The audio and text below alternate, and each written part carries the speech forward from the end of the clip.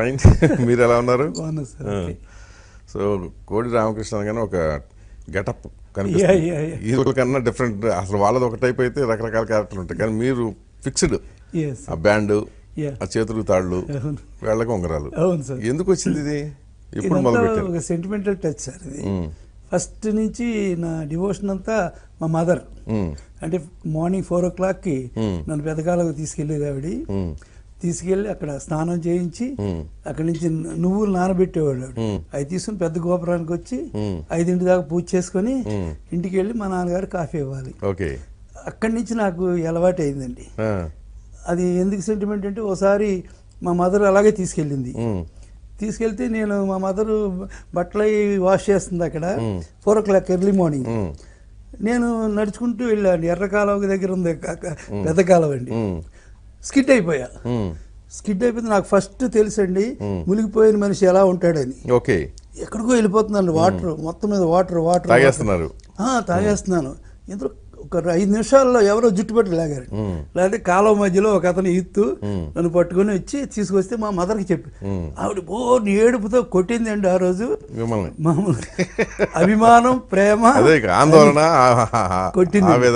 కొట్టి అప్పుడు తీసుకుని గుడికి వెళ్ళి పూజ చేయించి, నువ్వు ఇప్పటి నుంచి దేవుణ్ణి నమ్ముకో, అదేను నీ కడుపు చల్లగా ఉండాలి, నీ కడుపు నిండుగా ఉండాలి, ఎందుకంటే మళ్ళీ నేను దాంట్లో పుట్టాలి కదా. అలా సెంటిమెంట్ గా మా మదర్ చెప్పిన దాని నుంచి అప్పటి నుంచి ఇప్పుడు దాకా ఐఎమ్ ఫాలోయింగ్ దట్. ఓకే, దేవుడిని నమ్మటం అంటే ఏదో పూజ చేసుకోవచ్చు, బొట్టు పెట్టుకోవచ్చు. ఇన్ని తాళ్ళు దేనికి అంటే ఎవరెవరు ఎవరు ఏ స్వామి వచ్చినా సరే దీన్ని కడుతుంటారండి. నాకు కొందరు స్వాములు తెనాలి ఆ సైడ్ కూడా ఉన్నారండి. వాళ్ళందరూ పూజలు చేసి, మీకు దిష్టి తగిలింది, ఇప్పుడు మీరు ఈ కట్టుకోవాలి అని చెప్తారు. చూడండి రాత్రి ఒకటి తెగుతుంది అని చూస్తే అలా తెగుంటుందండి ఒకటి. అలాగా ఎప్పుడైనా ఒకటి తీసేసాం అనుకోండి, అరగంటలో ఇంకో సంవత్సరం కడతాడు, ఎక్కడి నుంచి వస్తాడు. సో ఇట్ ఈస్ తెగేటట్టు వాళ్ళే కడతారేమో, నిద్రలో తెగేటట్టుగా ఏమో ఉండొచ్చు. అలా నమ్మకం పెట్టుకోవాలి సార్. గాడ్ అనేది నమ్మకం. ఈ రింగ్స్ కూడా ఎన్ని సెంటిమెంట్ అయ్యింది. నాకు ఫస్ట్ మురుగా నా ఫస్ట్ పిక్చర్ 500 days పైన ఆడింది. ఆడినా నాకు సినిమాలు వచ్చేవి కాదండి. సినిమాలు వచ్చేవి కాదు. వస్తే మా జేవి రాఘవల్ గారు మ్యూజిక్ డైరెక్టర్ ఉన్నాడు. నువ్వు ఫస్ట్ పిక్చర్ ఆడితే నీకేమి రావు, రెండో సినిమా కూడా ప్రూవ్ చేసుకోవాలి నువ్వు, అప్పుడే వస్తాయి, లేకపోతే ఇంక ఇంతే అన్నాడు. అమ్మ బాబోయినా అప్పుడు నేను మొక్కున్నా, మురుగా నా సెకండ్ పిక్చర్ కూడా హిట్ అయితే నీ ఉంగరం పెట్టుకుంటాను. అది కూడా 1 year ఆడింది. అందుకని మా ఊర్లో చేయించాయి ఇది మురుగన్. అందుకని ఇలాంటి ప్రెస్ మీట్లు జరిగినప్పుడు ఈ దీనికి అవి పెట్టుకోవాలి. లేకపోతే ఆ రింగ్ ఎట్లేదు నువ్వు ఫోన్ చేస్తాడు ఇమీడియట్ గా. ఎందుకంటే లేకపోతే మిమ్మల్ని లేకుండా చూడలేదు, వాడి ఉంగరం మిస్ అవుతుందండి. నాకు నా ఫ్రెండ్స్ అనేవాళ్ళు ఎప్పుడు 24 hours నాకు హెల్ప్ అండి. అలాగా మా మదర్ సెంటిమెంట్, నా ఫ్రెండ్స్ సెంటిమెంట్ కలిసి ఈ ఆకారంగా తయారు చేసింది. ఐఎమ్ ఎంజాయింగ్ ఇట్ అండి. I'm enjoying it. అందరికీ మ్యాచ్ అవ్వదు సార్, అందరికీ మ్యాచ్ అవ్వదు. నాకు బాగానే గర్వంగా అనుకోరండి ఇవన్నీ, లేకపోతే అడుగుతారు. అదే అది ఓకే. అంటే ఎక్కువ నమ్మకం వేరు, విపరీతమైన మూఢనమ్మకం వేరు కదా. అవునండి, నాది నమ్మకం దాకా ఉంటుందండి. అంతే. నేను పూజ పొద్దున్నే 3 hours చేస్తా, ఒకసారి షూటింగ్ ఉంటే 1/2 hour చేస్తా. ఇంకా పెద్ద షూటింగ్ అయితే కారులో వెళ్తూ పూజ చేసుకుంటా. పని అనేది ముందు గాడ్. పూజ అనేది మనకి లేజర్ టైంలో దేవుడిని నమ్మడానికే గానీ మన పరిపాటు చేసుకుని మాత్రం పూజ చేయకూడదు. అది ప్రొడ్యూసర్ కి అలా ప్లాన్ చేసుకుంటాను. మూఢనమ్మకంగా ఉన్నాను. ఇది కూడా సెంటిమెంట్ గానే వచ్చింది. ఇది నాకు సెకండ్ పిక్చర్కి నేను కోవలం బీచ్లో షూటింగ్ చేస్తుంటే ఎన్టీ రామారావు కాస్ట్యూమర్ ఉన్నాడు, మోకా రామారావు అని పెద్ద కాస్ట్యూమర్. ఆయన షూటింగ్ జరుగుతుండగా మధ్యాహ్నం వచ్చాయండి 3 o'clock వచ్చి ఒక జేబురుమాలు తీసుకొచ్చాను. మీ ఫోర్ హెడ్ పెద్దది, ఎండ ఎక్స్పోజ్ అవుతుంది, ఇది కట్టుకోండి అని కట్టాడు. కడితే కట్టుకున్నాను నేను ఆ రోజంతా. మర్నాడు ఇది తయారు చేసి తెచ్చాడు.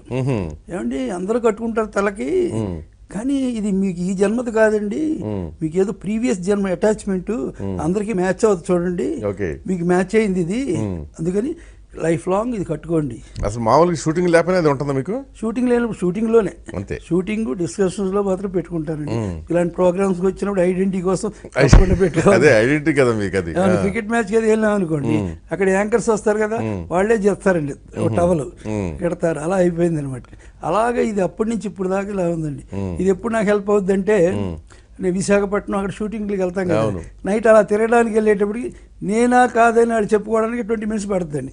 ఈలోగా నా పని చేసుకుని వచ్చేది. అదేనండి. ఇంకొకటి, ఇప్పుడు నైట్ షూట్ మాకు డిస్కషన్ జరుగుతాయి కదా, మేమంతా కూర్చుని ఉంటాం ప్రొడ్యూసర్లు, మేమంతా ఏదో పాయింట్ తెగలేదు అనుకోండి, రాత్రి 12 అయినా తెగలేదు, ఎన్నిసార్లు చెప్పినా కుదరదు, ఉండండి అని చెప్పి వెళ్ళి తీసుకురండి టర్బన్ కట్టండి, కట్టుకొని అప్పుడు చెప్తే వస్తుందండి. అవునా? అలా సెంటిమెంట్ అండి. ఒకసారి కె బాలచంద్ర గారు వచ్చారు. వచ్చిన తర్వాత మా సెట్లోకి వచ్చారండి. ఆయన వచ్చి ఆగాగన్నారండి. అంటే ఏం సార్ అన్న, ఇప్పుడు కదలొద్దు నువ్వు, అలాగే ఉండు. నేను చూస్తే ఇక్కడ ఒక ఫ్లవర్స్ ఉంటాయండి, అప్పుడు ఉంటే ఒక బటర్ఫ్లై వాల్ ఉంది ఇక్కడ, ఉండు చూడు బటర్ఫ్లై వాల్ ఉంది అని చూపించి, అయినా నీకు ఇది లైఫ్ ఇప్పుడుది కాదు, ఇప్పుడు బ్లెస్సింగ్, చాలా బాగుంది, ఎంజాయ్ చేయి అని చెప్పి బ్లెస్ చేశారండి. అలాగే అందరూ కూడా దీన్ని సెంటిమెంట్ గానే చూస్తారండి. దానికి కూడా చరిత్ర ఉంది. అయితే చరిత్ర పూర్వజన్మ బంధం ఉంది. ఎస్, నేను నమ్ముతానండి, అది మాత్రం నమ్ముతా. ఎందుకంటే ఎవరైనా సరే ఆ ఫీలింగ్ అలా చూపిస్తారు, నేను లేకుండా గుర్తుపెట్టరు అసలు. ఇప్పుడు అలా అయిపోయింది, నాకంటే ఐడెంటిటీ ఇది అయిపోయిందండి. అదే కదా, అది లేకపోతే మిమ్మల్ని ఐడెంటిటీ చేయరు. అందుకని నిజంగానే పోలీస్కి టోపీలాగా, రైతుకి తలపాగలాగా డైరెక్టర్గా నాకు గిఫ్ట్ అని అనుకుంటానండి. దాన్ని చాలా పవిత్రంగా చూసుకుంటాను, దాని మీద ఇన్వాల్వ్మెంట్గా చూసుకుంటాను. రెండో సినిమా నుంచి మొదలు పెట్టారు అది? రెండో సినిమా నుంచి. సో మీరు దాదాపు 130 సినిమాలు తీశారు కదా, కానీ ఇప్పుడు డైరెక్టర్ లాగా పటాటోపం లేకుండా సింపుల్గా ఉంటారు కదా. అవును సార్. అది ఎట్లా అబ్బింది? సార్, మనం ఎప్పుడు కూడా మనం చెప్పుకునేది మన దగ్గరే ఉండాలండి. జనం చెప్పడానికి వదలాలి. జనం చెప్పడానికి వదలకపోతే వాళ్ళు మన గురించి లెక్క చేయరండి. ఒక కథ ఉంది సార్, ఏనుగు కథ. ఏనుగు కూడా పిల్ల వెళ్ళిపోతుంటుంది, చిన్న పిల్లని పెట్టుకుని వెళ్తుంటుంది, ఏది అడ్డు వచ్చినా చంపేస్తుంటుంది. కానీ కొన్ని రోజులు పోయాక 4 రోడ్లు జంక్షన్ వస్తాడు అడవిలో, వచ్చినప్పుడు ఏనుగు వెళ్తుంటే తోక లాగుద్దంట ఆ పిల్ల, ఇటు కాదు ఇటు వెళ్దామని. అప్పుడు ఎడంకాలతో తన్ని వదిలేస్తుంది, పిల్లని చూడదు. అప్పుడే పండగ చేస్తారండి. పండగ చేసి ఆ ఏనుగు ఒక చిన్నపిల్లని పెట్టి మావిటోడి కింద వదులుతారు. అలాగే ప్రేక్షకుడు, డైరెక్టర్ కూడా అలాగే ఉండాలి. ప్రేక్షకుడిని ఇప్పుడు తల్లి ఏనుగులాగా వెళ్తూ మనం దాని దారిలో వెళ్తూ దానికి ఒక అందమైన సెంటిమెంటు. మన రామకృష్ణ తప్పు చేసాం అనుకోండి, మనకోటి రామకృష్ణ లేరా, ఎన్ని చేస్తారు, అలా ఉంచాలి. కానీ ఏంటో తొడగొట్టాడు ఏమైంది అని అనకూడదు. అందుకని మనం కావాలని కూడా దెబ్బేస్తారు, వదిలేస్తారు, సెంటిమెంట్ వదిలేస్తారు. అందుకని మన కోడోడు చేస్తాడంటే చేశాడు కదా భారత బంధు, అవుతాయి ఒకటి అదరగొడతాడు అని అంత సెంటిమెంట్ వాళ్ళ దగ్గర ఉంచుకోవాలండి. మనమే తొడగొడితే వాళ్ళు అసలు మళ్ళీ మన ముఖం చూడరండి. అది అందుకని ఎప్పుడు నేను లో యాంగిల్ ప్రొఫైల్లో మెల్లిగా వెళ్తుంటా. నా పని బాగా చేయాలి, అది ఆడు మెచ్చుకోవాలి, నాకు హిట్ ఇవ్వాలి, అదే మన లైఫ్ అండి. అంతేగాని మన గర్వం మాత్రం మనకి హిట్ ఇవ్వదండి. మన సెంటిమెంటు ప్రేక్షకుడు, మనం తీసేది ప్రేక్షకుడు కోసం, అదొకటే హెడ్డింగ్. సో ఇప్పుడు మీరు ఇంత నమ్మకాలు పెట్టుకున్నారు కదా, మీకు ఎప్పుడు కూడా డౌన్స్, అప్ అండ్ డౌన్స్ ఉంటాయి సహజంగా కదా. ఎప్పుడైనా మీరు పతనాలు చూసారా? పతనం అంటే మనం అనుకున్న సినిమాలు ఉంటాయి కదండి, అది ఎక్కువ నమ్మకంతో. నా పతనాలకంటే ఏం కారణం ఏంటంటే, అన్నిటికంటే డేంజరస్ పతనం ఏంటంటే, నేను అసిస్టెంట్ డైరెక్టర్గా ఉండగా మా ఫాదర్ నాకు చాలా సెంటిమెంట్. ఆయన చాలా సెంటిమెంట్. ఆయనే నాకు హెల్ప్ చేసేవాడు, కానీ నా కెరీర్ ఆయన టచ్ చేయలేదండి ఎప్పుడు. బట్ అసిస్టెంట్ డైరెక్టర్గా ఉండగా ఆయనకి సీరియస్ అయింది. సీరియస్ అయిపోయాక నేను వెళ్ళా పాలకొల్లు. ఆయన చాలా లీన్గా ఉన్నారు. అసలు ఎప్పుడు ఆయన చూడ, ఆయన మిలిటరీ నుంచి వచ్చారండి. ఆయన వచ్చి ఆయన చాలా స్టబర్న్గా ఉండేవారు. ఆయన కనీసం నన్ను చూసే పరిస్థితులు కూడా లేరు. అప్పుడు నాకు ఏదో టెన్షన్ వచ్చిందండి. వచ్చి నా ఫ్రెండ్స్ అందరికి మీటింగ్ పెట్టుకున్నా, అరే నేను మళ్ళీ మద్రాసు వెళ్తున్నా షూటింగు, మా నాన్నగారు చనిపోతారు, నాకు మాత్రం చెప్పకండి ప్లీజ్ అని చెప్తే వాళ్ళందరూ కూడా నిజంగానే చెప్పలే. తర్వాత ఎప్పుడో మనది రికార్డింగ్ అది జరుగుతుంది నాకు తూర్పు పడమర, నేను అసిస్టెంట్ డైరెక్టర్ దానికి ఫస్ట్ అసిస్టెంట్ జరుగుతుండగా రేలింగ్ నరసరావు ఉత్తరం వచ్చింది. ఎవరో ఫ్రెండ్ రాశారు, రామకృష్ణ వాళ్ళ ఫాదర్ చనిపోయారు, రామకృష్ణ రాలేదు అంటే అది తీసుకొచ్చి గురువు గారికి ఇచ్చాడు. గురువుగారికి ఇచ్చా. గురువుగారు చదివి, రామకృష్ణ మీ నాన్నగారికి ఎలా ఉంది? బాగానే ఉంది సార్ అన్న. ఇంటికి వెళ్ళి రాకూడదు ఒకసారి అన్న. వెళ్ళి వస్తాను సార్ తెలిసింది. వెళ్ళాం. మా మదర్ ఉన్నారు. మా మదర్ని అప్పుడు వీడియోగా చూసి టెన్షన్ పడ్డా. అందుకని మన కోసం, మన కెరీర్ కోసం కష్టపడి మనుషులు మిస్ అవ్వడం అనేది ఇప్పటికీ టెన్షన్గా ఉంటుంది. నగర్రే మనం కుర్చీలో మా నాన్న కూర్చోలేదు, ఇక్కడ మన ఇంట్లో మా నాన్న లేడే అని సక్సెస్ చూడలేకపోయారు ఆయన. మా మదర్ చూసిందండి. మా మదర్ ఎంజాయ్ చేసింది. మా ఫాదర్ మాత్రం ఎంజాయ్ చేయాలి రాయల్గా. ఇప్పటికీ ఆయన ఎలా ఉన్నారనే ఫీలింగ్ అయినా. అందుకని అలా అవాయిడ్ అని చూస్తే ట్రాజడీ, హెవీ ట్రాజడీ అదే నా లైఫ్లో. సో మీరు కూడా గోదావరి నుంచి వచ్చిన వాళ్ళే కదా? అందరూ గోదావరి జిల్లా వాళ్ళంతా చాలా మంది డైరెక్టర్లు అయిపోయారు. మీకు ఇది ఎట్లా అబ్బింది అసలు, ఈ డైరెక్టర్ కావాలో లేకపోతే సినిమా రంగంలోకి వెళ్ళాలని? నా తెలిసినప్పటి నుంచినండి, ఒక మంచం పెట్టి ఆ మంచానికి ఒక తెర పెట్టి ఎదర పిల్లలకి అందరికి బొగ్గు, పసుపు, పౌడర్ వేసి అక్కడ నాటకాలు వేయడం నుంచే నా కెరీర్ గుర్తండి నాకు బాగా. అవునా? అక్కడి నుంచి నాటకాలే అండి అంతా. నాటకాలు వేసుకుంటుంటే అర్ధరాత్రి దాకా చేయడం, గోడ దూకెళ్ళడం, మా నాన్న తిట్టడం, ఇలాంటిగా జరిగేది అదంతా కూడా. నాకు అసలు ఆర్టిస్ట్ అవ్వాలని ఉండేదండి సినిమాలోకి. అవకాశం. ఫ్యామిలీలో ఎవరు లేరుగా? ఫ్యామిలీలో ఎవరు లేరండి, అసలు ఎవరు లేరు. నాకు నాటకాల్లో నేను ఆ ప్రాంతంలో అంతా నేనే హీరో. నాటకాల్లో అల్లు రామలింగ గారు అక్కడికి వచ్చి ఆడదనే ఒక నాటిక వేసేవారండి కమర్షియల్గా, అందులో కూడా నేనే హీరో. అందుకని ఆయన ఎప్పుడు చెప్పేవారు, ఆయన నువ్వు ఇక్కడ డైరెక్టర్వి, నేను నీకు డైరెక్టర్ని అని చెప్తుండేవారు. అలాగే నాటకాలు కింద ఆర్టిస్ట్గా అవుదామని అనుకునేవాడిని. కానీ గురువు గారి తాతామంటూ రిలీజ్ అయిందండి. చూస్తే అసలు సెన్సేషన్ అండి అది. అంటే ప్రతి మూల అదే మాట్లాడేవారు. అప్పుడు అనుకున్నారు, ఒక ఆర్టిస్ట్ అయితే ఒక క్యారెక్టర్ చెప్పొచ్చు, డైరెక్టర్ అయితే ఎన్ని కథలు చెప్పొచ్చు, అందుకే డైరెక్టర్ అవ్వాలి, దాసనారాయణరావు గారు చేరాలి అని డెసిషన్కి వచ్చా. ఆయన కలడానికి అప్పుడు దాకా నాకు తెలియదు. గురువుగారు మా పాలకులు అని తెలుసు. నా స్కూల్లో నేను వెళ్ళిపోయేటప్పుడు ఆయన ఎంటర్ అయ్యారు. అలాగే పరిచయం నాకు. ఆయన నాటికలు మేకప్ వేసుకోవడం అంతా నేను కిటికీల్లో చూసేవాడిని అండి. అలా పరిచయం పెద్ద ఆయన. ఎలాగ గురువుగారిని కలాలి అనేది కుదరలే. ఇప్పుడు జయాంధ్ర మూమెంట్ జరుగుతుందండి. అప్పుడు తాతామండ 50 రోజులు ఆడింది. ఇప్పుడు నేను కొన్న థియేటర్లోనే 50 రోజుల ఫంక్షన్ అయితే ఆ థియేటర్ ఓనర్కి మా స్టూడెంట్స్కి పడదు. నేను స్టూడెంట్ లీడరు. దాసనారాయణ కలాలి ఫంక్షన్లో వస్తారు ఆయన.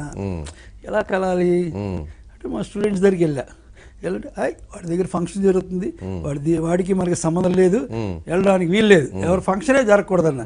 అయ్యా నేను చెప్తున్నాను, నాకు కెరియర్లో దాసనారాయణ మీట్ అవ్వాలి, ఇది ఒకటే అవకాశం, మీరు కొంచెం అవకాశం ఇవ్వండి స్టూడెంట్స్గా ప్లీజ్ అన్న.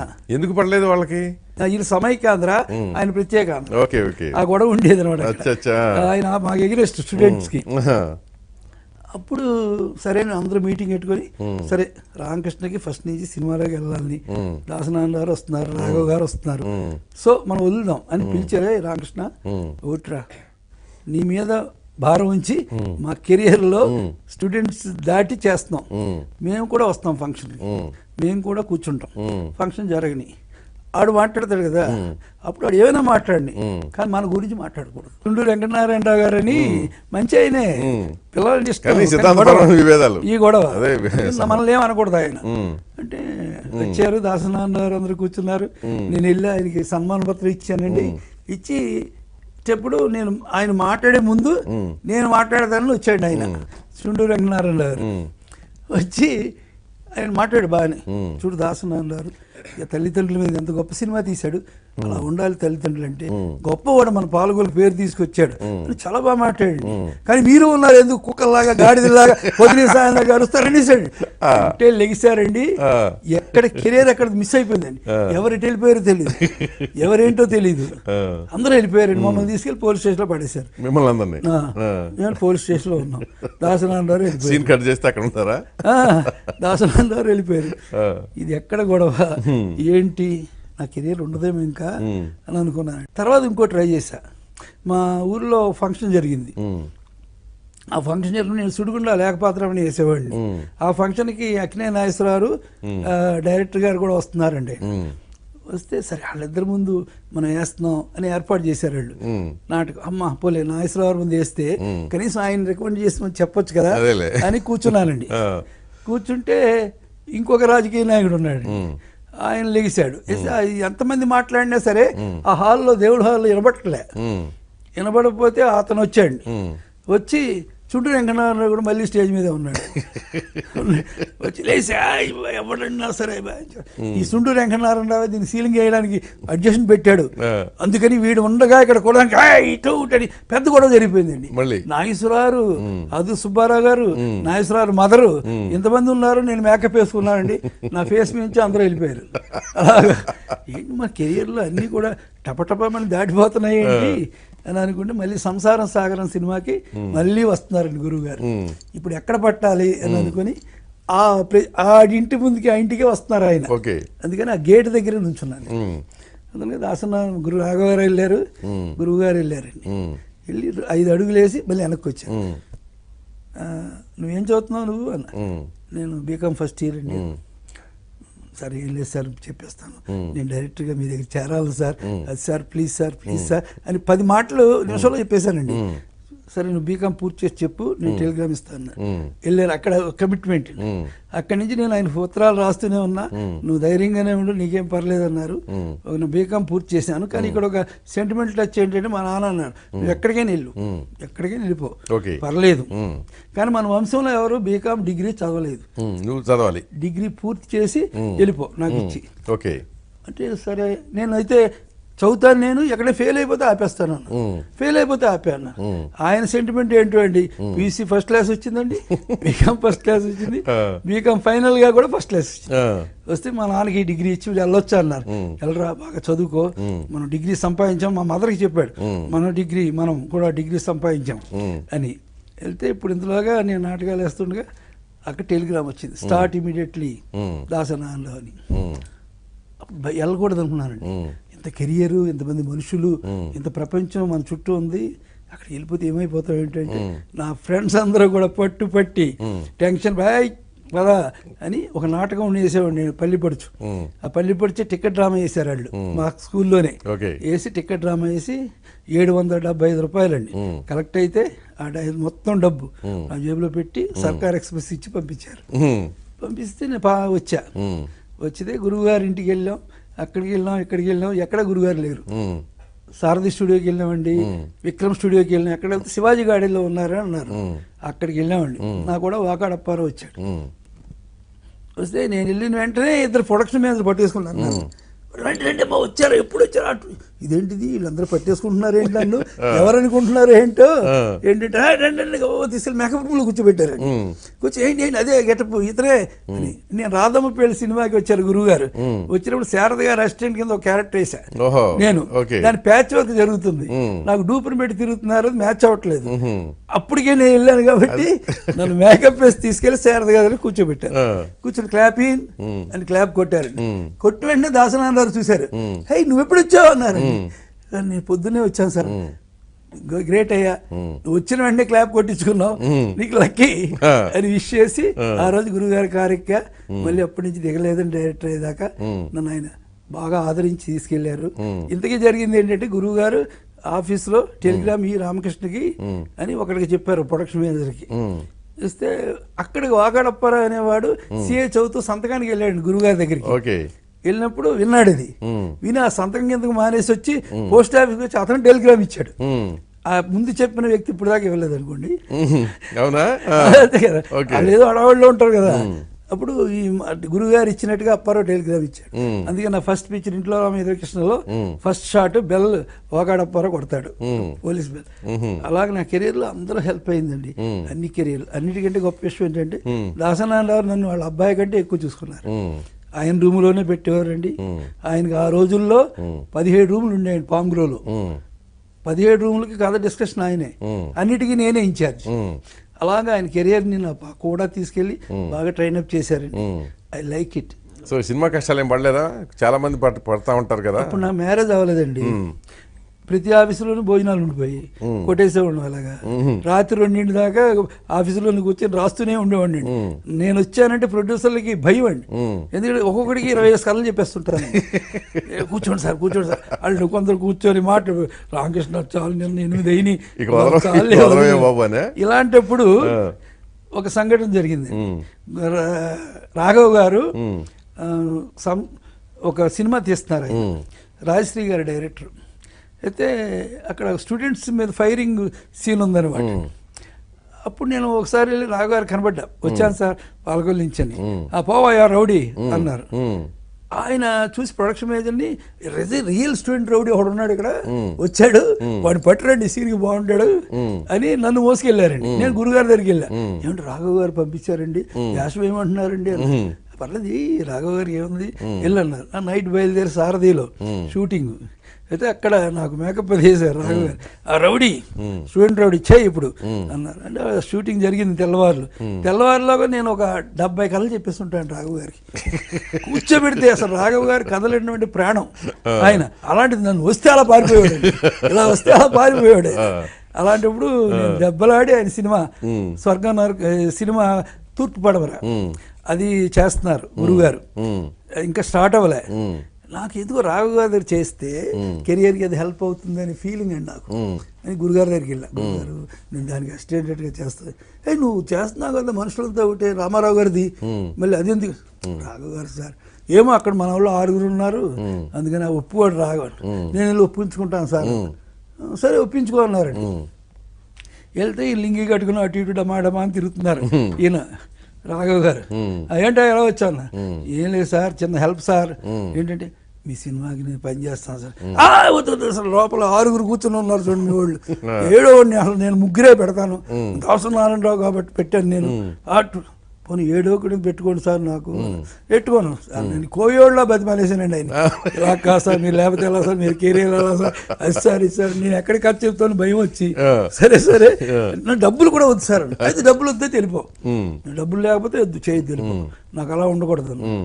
మరి ఇవ్వండి సార్ ఏదో ఒకటి అన్న. శాసగిరి అని పిలిచాడు ప్రొడక్షన్ మీద, చెక్ రాయని 100 రూపాయలు చెక్ రాయించాడు. ఆ చెక్ అంటే ఏంటో తెలియదండి, అది ఏం చేయాలో మొదటి చెక్ సంపాదన. అప్పుడు దాకా ఎక్కడో దగ్గర భోజనం చేసి బతికేస్తా ఉన్నారు. అంతే అండి. టికెట్లు కొనేవాళ్ళు నెలకి 30 టికెట్లు వచ్చాయండి. అక్కడికి వెళ్ళిపోయి టికెట్ ఇవ్వడం, భోజనం చేసాడు. అవి నాకు పని జరిగే కాదండి, ఎందుకంటే నేను గురుగారితో ఉండేవాడు కాబట్టి అందుకే అందరికి ఎవరికైనా ఇచ్చేసేవాడిని. అప్పుడు రాఘవ గారు వెళ్ళి చెక్కు రాసి ఇచ్చారు. అదేం చేయాలో తెలియదు నాకు, అందుకని పొద్దున్నే వచ్చి నువ్వు ఎక్కడైనా కథ చెప్పాలి, నా సీన్లను రాయాలి అని చెప్పి, వచ్చేస్తాను సార్ మీకు ఎందుకండి అని అప్పటి నుంచి వెళ్ళి గురుగారి దగ్గరికి వెళ్ళా. తిట్టాడా లేదా అన్నారు.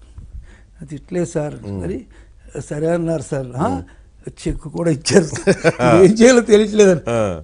లక్కీ అయ్యా నీకు, నాకే ఇంకా అడ్వాన్స్ ఇవ్వలేదు ఆయన, లక్కీ అన్నారు. ఇప్పటికీ దాచుకున్నా చెక్. అవునా? అది క్యాష్ చేసుకోలేదా? చేసుకోలేదు, అలాగే ఉంచుకున్నానండి. అప్పట్లో 100 రూపాయలు పెద్ద అమౌంట్ కదా. పెద్ద అమౌంట్ అండి, అలాగే ఉంచుకున్నాను. ఉంటే అప్పటి నుంచి గురుగారు చెప్పేవారు, నీకు అన్ని మంచి జరుగుతున్నాయి, కంగారు పడకు అని చెప్పారండి.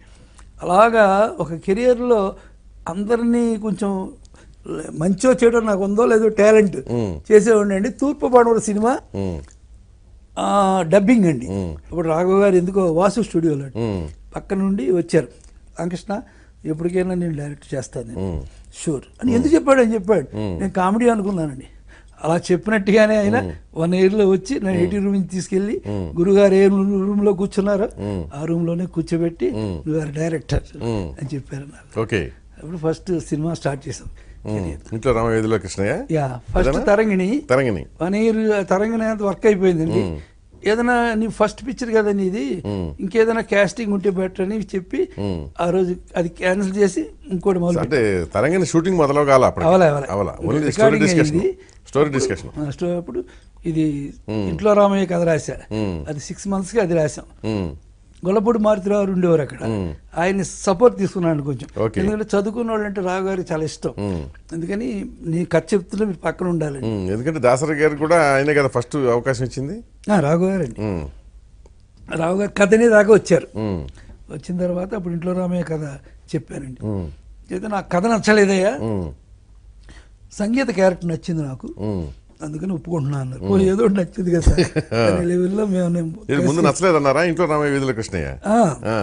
సంగీత క్యారెక్టర్ నచ్చింది అన్నారు. సరేని ఒక గండం గడిచింది. ఓకే చేశాక ఇప్పుడు కాస్టింగ్ వైపు వెళ్ళారు ఆయన. ఇప్పుడు ముందు కాస్టింగ్ లేదు కదా అనేసి రాఘవ గారు కూడా కాస్టింగ్ చేశారు. సార్ ఇది కాదు సార్, నేను చిరంజీవి గారిని పెట్టుకుంటాను సార్. అమ్మ చిరంజీవి నా స్కూల్కి అలా కుదరదు, నాదంతా బడ్జెట్ అది ఇది. రాఘవ గారు అది కాదు సార్, నేను అడుగుతాను సార్. ఏమో నాకు తెలియదు అసలు, నాకు ఇష్టం లేదు, నాకు ఆయన గౌరవించలేను నేను. కానీ అప్పటికి చిరంజీవి అంత పెద్ద స్టార్ అవ్వలేదు కాదు, కానీ ఈయన రాఘవ్ గారి స్కూల్కి కొంచెం ఎక్కువ కదా. ఈయన బతిమాలే గ్యాంగ్ కాదు కదా, కాదు దబాయించే గ్యాంగ్ ఇది, గ్యాంగ్ పెద్ద అయినా సరే అని నేను వీణా స్టూడియోలో ఉంటే వెళ్ళా చిరంజీవి గారి దగ్గర. ఫస్ట్ వెళ్ళిన వెంటనే సార్ నాది మొగల్తూరు సార్ అన్న. మొగల్తూరా అంటే పాలకొల్లు పక్కనే కదా సార్, నాది పాలకొల్లు సార్.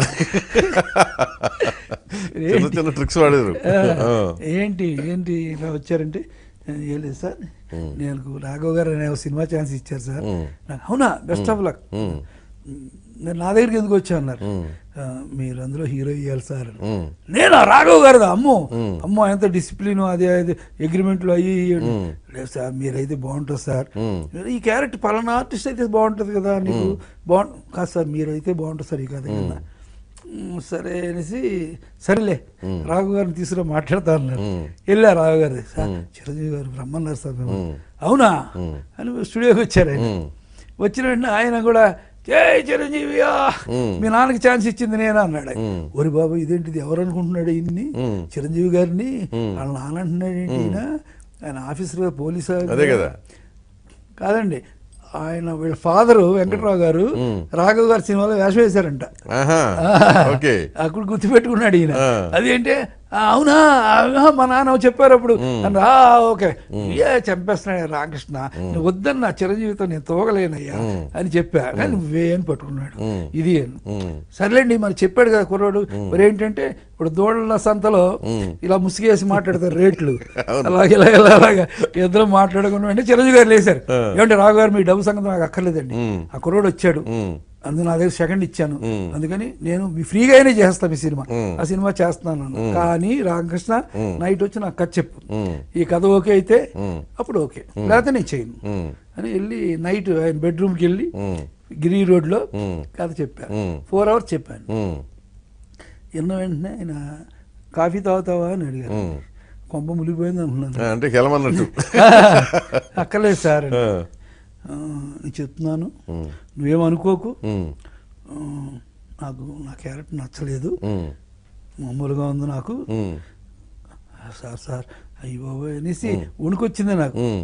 కానీ పూర్ణిమ క్యారెక్టర్ నచ్చింది నాకు, ఆ క్యారెక్టర్ పక్కన నేను ఉంటున్నా, ఆ క్యారెక్టర్ సేవ్ చేస్తున్నా, దాని సెంటిమెంట్లో పార్టిసిపేట్ చేస్తున్నా, అందుకని నా క్యారెక్టర్ ఎలివేట్ అవుతుంది, అందుకని ఈ సినిమా చేస్తున్నాను. అలాగే ఆయన ఓకే చేసి సినిమా అంతా పాపం ఎంతో కష్టపడి చేశారండి. ఎంత నిగోలు గిగోలు ఏవి లేకుండా ఆఖరికి నరసాపురం వెళ్ళిన క్లైమాక్స్ తీయడానికి అక్కడ లాంచి దాటాలి, అప్పుడు పూలదండలు మర్చిపోయాం. రాఘవ్ గారికి మళ్ళీ ఇక్కడికి వెళ్ళి మర్చిపోయామంటే తీసేస్తాడండి, ఇమీడియట్ గా తీసేస్తారు ఆయన. మరి పూలదండ పద్ధతి అంటే పద్ధతి. అప్పుడు చిరంజీవి గారు వచ్చి నెక్స్ట్ మనం ఏం చెప్పదు పదని కారు తీసుకుని ఆయనే డ్రైవింగ్, ఆ డ్రైవింగ్ లో తీసుకెళ్లి పాలగొల్లు వచ్చి దండలు కొనుక్కొని మళ్ళీ వెళ్ళిపోయాడు ఆ టైంకి, రాఘవ్ గారు వచ్చే టైంకి వెళ్ళి దండలు వేసి క్లైమాక్స్ తీసాం. క్లైమాక్స్ అయిన వెంటనే చిరంజీవి గారి ఇంట్లో భోజనాలు పెట్టారు మాకు ఆ నైట్. ఈవినింగ్ 6 షూటింగ్ అయిపోయింది, ఆయన పడవ మీద ఉన్నాడండి, నేను లాంచ్ మీద ఉన్నా. రామకృష్ణ అని నారించగా ఒలుస్తున్నాడు ఆయన, ఎవరు చిరంజీవి గారు కింద. ఏం సార్ అన్న ఇదిగో అని నారించగా పూర్తిగా ఒలిచాడు. ఏదో మనం కష్టపడి చేసాం, నువ్వు ఫస్ట్ టైం ఈ నారించకాయ ఇసురుతున్నప్పుడు ఇది నువ్వు నోటితో పట్టుకోవాలి, పట్టుకుంటే సినిమా హిట్, పట్టుకోకపోతే సినిమా ఫట్, ఇది నా డెసిషన్ అన్నాడు. ఏం సార్ టెన్షన్ పెడుతున్నారు ఏంటి సార్, ఇది శుభ సందర్భంలో ఏమో నాకు అనిపించింది అంతే వేస్తున్నాడు, పట్టుకొని వేసాయండి, కరెక్ట్ గా వచ్చి నోట్లో పడింది. అడితే అందరూ చప్పట్లు కొట్టారండి, చిరంజీవి గారు కూడా వచ్చేసారు. అలాగా మా కెరియర్ అనేది అలా స్టార్ట్ అయ్యి అక్కడి తర్వాత వచ్చిన భయంకరమైన ప్రాబ్లం ఏంటంటే ఆ సినిమాకి సెన్సార్ ప్రాబ్లం అండి. టైటిల్ కట్ చేశారండి, టైటిల్ సాంగ్ కట్ చేశారు, 4000 feet పిక్చర్ కట్ చేశారండి. అడితే అందరూ టెన్షన్ అండి. రాఘవ్ గారు మాత్రం నేను ఇవ్వను సెన్సార్ వాళ్ళకి అని 24 మీటింగ్స్ పెట్టారు సార్, ఇండస్ట్రీ మొత్తం. ఇటంతా ఇండస్ట్రీ ఉండేవారు, జిఎస్ రాజు గారు, ఎంఎస్ రెడ్డి గారు, వాళ్ళు 20 అందరూ, ఈ పక్కంతా సెన్సార్ వాళ్ళు. మేము ఇవ్వం సినిమా, కామెడీ సినిమా, దీన్ని ఇంత కట్ చేస్తే ఎలాగా అని అలాగ 2 months జరిగిందండి. తర్వాత ఒక ఆఫీసర్ మారిపోయాడు, మహాలింగం అని ఒక ఆయన వచ్చాడు. వచ్చి ఆయన అందరిని తిట్టాడంటాడు. అందరూ బ్యాడ్గా చెప్తున్నారు సెన్సార్ గురించి, సినిమా కామెడీ సినిమా అంటే కదా అని. ఆఖరిని ప్రివ్యూ థియేటర్లో లాస్ట్ షో అందరూ చూస్తున్నారు సెన్సార్ వాళ్ళు. నేను వీళ్ళందరికీ దండం పెట్టి, ఏమండి ఒక ఆయన నా ఛాన్స్ ఇచ్చారు, నేను కుర్రోడిని స్కూల్ నుంచి వచ్చాను, మీరు ఓకే చేస్తే నాకు లైఫ్ ఉంటుంది, లేకపోతే నేను మా ఊరు వెళ్ళిపోవాలండి, ఇది సెంటిమెంట్ టచ్ అని ఒక అపీల్ ఇచ్చా. వచ్చేటట్టుగా అందరూ మళ్ళీ వెళ్ళిపోయారండి, చూసి వెళ్ళిపోయారు అంతే. అంతే. ఓరి బాబు నా జ్వరం వచ్చింది పడుకుంటే మారుతిరావు వచ్చారు, బాగా కంగారు పడక ఇంకో ఛాన్స్ వస్తేమోలే నీకు, నన్ను పెట్టుకున్నావు నువ్వు అని. రాఘవ్ గారు రమ్మంటున్నారని కాల్ వచ్చింది. అయిపోయింది మన కెరియర్, ఇంకా ఆయన ఏదో చేద్దాం అంటాడు. వెళ్తే తిరుగుతున్నాడు కోపంగా టచ్ చేసుకుని, ఎవరు నేను ఏమైనా యాక్టివిటీ అన్న అంటే వాళ్ళు ఏం చేశారండి సెన్సార్ వాళ్ళు, టైటిల్ ఓకే చేశారండి, పాటలు ఓకే చేశారు, మొత్తం అంతా ఓకే చేశారు. ఒక్క షాట్ మాత్రం అడిగారండి. ఆ ఒక్కటి ఇవ్వనని గొడవ చేస్తున్నప్పుడు ఆయన ఒకటి కూడా ఇవ్వలేదు. బాబు ఇచ్చేయండి సార్, మీకు దండం పెడతాను సార్. నేను ఇవ్వను, అదేంటి ఇంత కష్టపడి నేను ఆ ఒక్క షాట్ మాత్రం ఎందుకు ఇవ్వాలి, ఎలాగా ఇవ్వను, వాడికి ఏం చేస్తారు చూస్తాను, నేను జర్మనీ వెళ్ళిపోతాను, జపాన్ వెళ్ళిపోతాను, అందరినీ తీసేస్తాను, ఒబామాలకి లాక్కొస్తాను అని లెవెల్లో మాట్లాడుతున్నాను నేను. అప్పుడు నేను డివిఎస్ రాజు గారి దగ్గరికి వెళ్ళా. సార్ రాజు గారు మీ మాట వింటారు సార్, ఒక్క చిన్న కట్టు అడిగారండి, ఇచ్చేస్తే మనం బయటపడిపోతాం కదా సార్ అని. ఆయన పాప వచ్చారు లింగి కట్టుకుని, ఏంటి రాఘవా ఏంటి ఓకే అంటే కదా సార్, ఇవ్వలేదు సార్. ఏ రాఘవ ఊరుకోయా, ఒక షాట్ కదా, నేను చాలా ఇచ్చాను అలాగా అని ఆయన కన్విన్స్ చేస్తే ఒక చిన్న షాట్ ఇచ్చి సర్టిఫికేట్ వచ్చింది. బయటపడింది, అది బయటపడింది. 560 రోజులు ఆడింది. 560 రోజులు. ఎంత మీరు రెమ్యునరేషన్ అప్పుడు ఫస్ట్ది? నాకు రెమ్యునరేషన్ 100 రూపాయలు ప్రతి నెల, నా ఖర్చులన్నీ ఆయనే. హోటల్స్ గిటల్స్ అంతా బాగా చూసేవాడు. సినిమా డైరెక్ట్ చేసినందుకు బట్టలు కుట్టించేవాడు అండి, అన్ని ప్రత్యేకంగా 5,000 10,000 లేదు.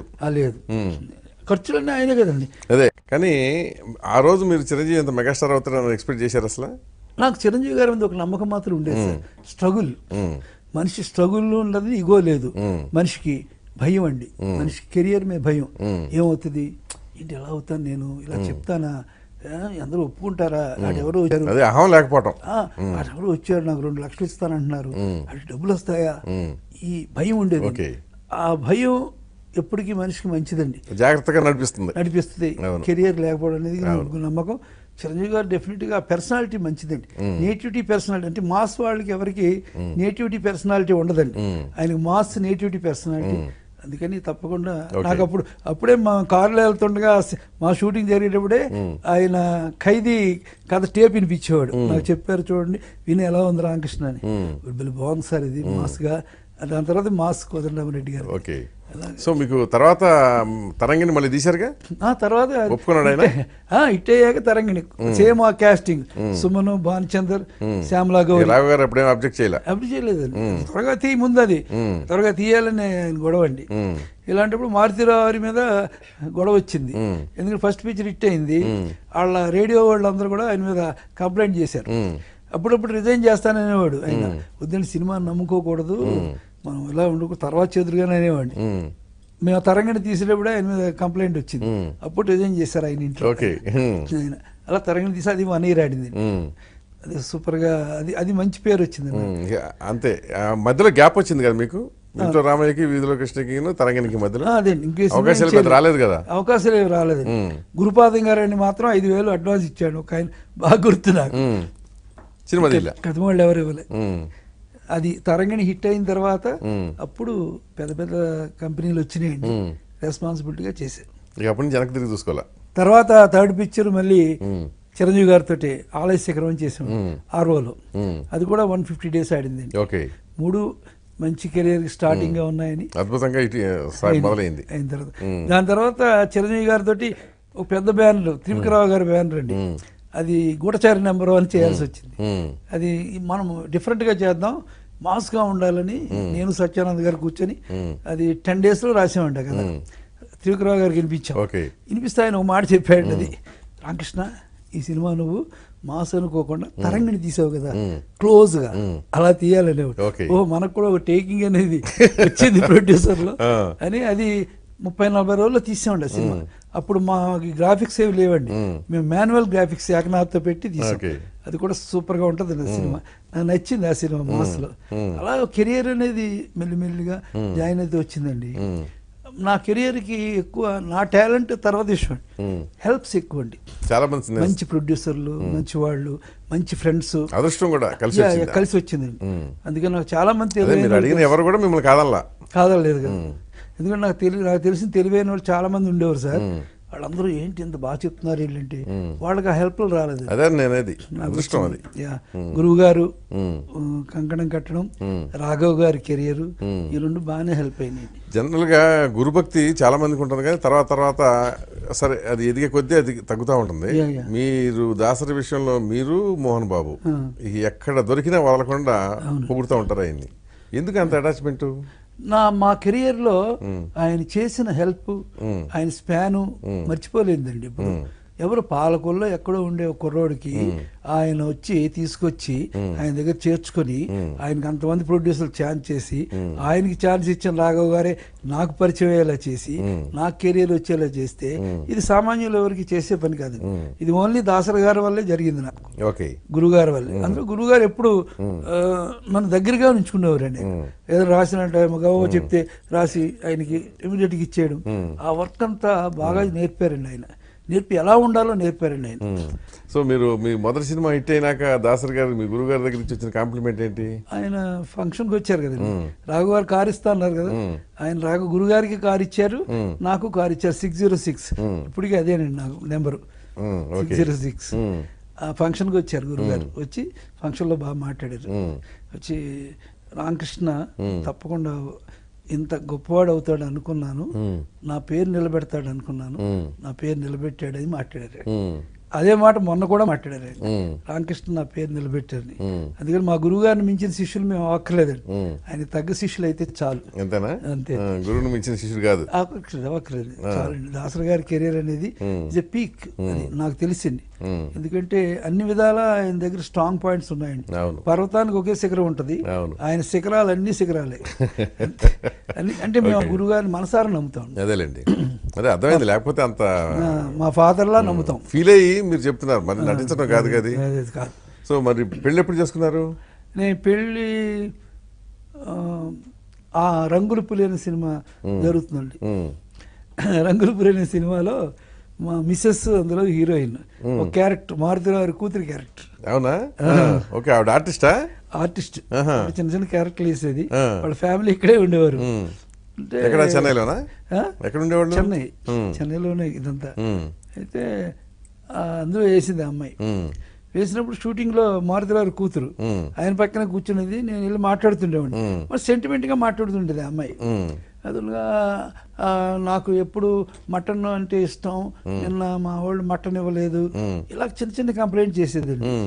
అలాగే నాకు పొద్దున్నే ఆరెంజ్ జ్యూస్ అంటే ఇష్టం, ఇవాళ ఆరెంజ్ జ్యూస్ ఇవ్వలేదు అని చెప్తుండేది. అరే ఏంటిది పాపం, ఈ అమ్మాయి ఆర్టిస్ట్ అయితే ఏమైపోద్ది, ఉంటుందో లేదో అనే ఫీలింగ్ వచ్చి అప్పటి నుంచి నాకు ఇలాంటి అమ్మాయిని మ్యారేజ్ చేసుకుంటే మనకు ఒక గోల్ ఉంటుంది కదా అనే ఫీలింగ్ వచ్చింది. వెంటనే మా మదర్కి ఫోన్ చేశాను, చేస్తే నీ ఇష్టమే బాబు, అదేంటిది మనకేం మంచి అమ్మాయి అయితే చాలు అని చెప్పారు. అప్పుడు వాళ్ళతోటి మా ఫ్రెండ్స్ అందరూ కలిసి ఓకే చేశారు. వాళ్ళు ఎక్కడ? వాళ్ళు తెనాలి. ఓకే చేశారు. ఓకే చేసి అప్పుడు మ్యారేజ్ చేసుకోవడం. చక్రవర్తి గారు వీళ్ళందరినీ కూడా అడిగారు. మీరు అడిగారు పెళ్లి చేసుకుందామని? అడిగాను. ఆ అమ్మాయి కూడా ఓకే చేసిందండి. అంతకుముందు వాళ్ళందరూ కూడా హీరోయిన్ అవ్వాలనుకున్నారు కదా, అనుకుంటే ఆ అమ్మాయి ఆ కెరీర్ వద్దు, ఇదే మంచిది నాకు అని నా వైపు డైవర్ట్ అయిందండి. అందులో చక్రవర్తి గారు, త్రివిక్రమ గారు, గురువు గారు వీళ్ళందరినీ కూడా మీటింగ్ పెట్టి ఇదని చెప్పాను. అయితే చక్రవర్తి గారు వీళ్ళందరూ కూడా గురువు గారు అందరూ ఓకే చేసి, గురువు గారు, అరవింద్ గారు, మన జయకృష్ణ గారు వీళ్ళందరూ పెళ్లికి పెద్దలు.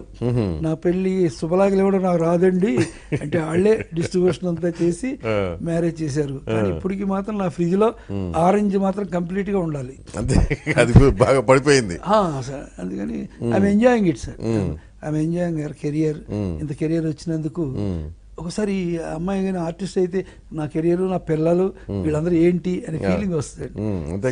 So I'm enjoying the married life also like this. Okay, so ఇప్పుడు మీరు చిరంజీవి తర్వాత బాలకృష్ణతో చాలా సినిమాలు తీశారు కదా మీ కాంబినేషన్లో, బ్రహ్మాండమైన హిట్లు కూడా వచ్చినాయి కదా. మంగమ్మ గారి మనవడు లాంటిది అసలు అది ఎందుకు వచ్చింది అసలు? ఆవిడ భానుమతి గారు అసలు అప్పటికి మానేశారు సినిమా. అవునవును. సుహాసిని అంటే అది ఒక సంసార పక్షం. అట్లాంటి ఆవిడతోనేమో బీభత్సమైన డాన్సులు చేయించారు. అవునండి, మిస్టరీ అది. ఎందుకంటే ఈయన ముందు గోపాల్ రెడ్డి గారు ఈజ్ ఎ సెన్సిటివ్ మ్యాన్.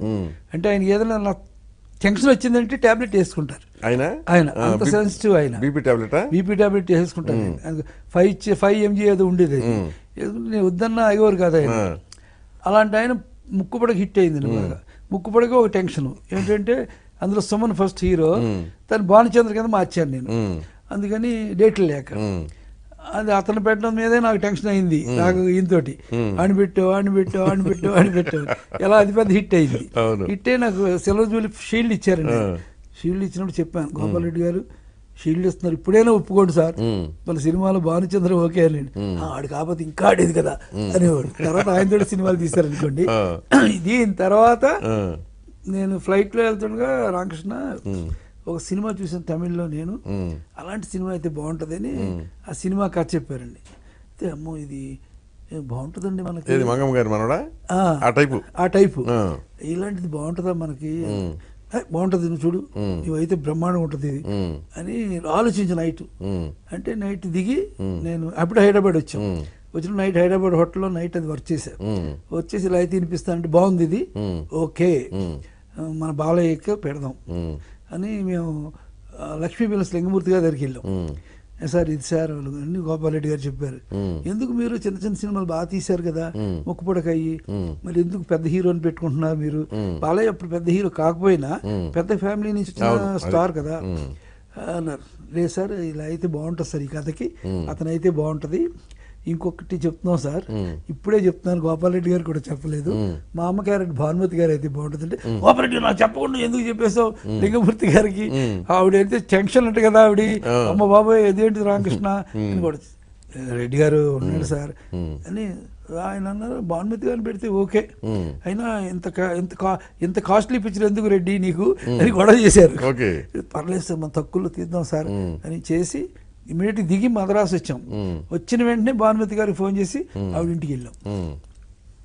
వెళ్ళినది ఆవిడ ఒప్పుకుంటుందా అని.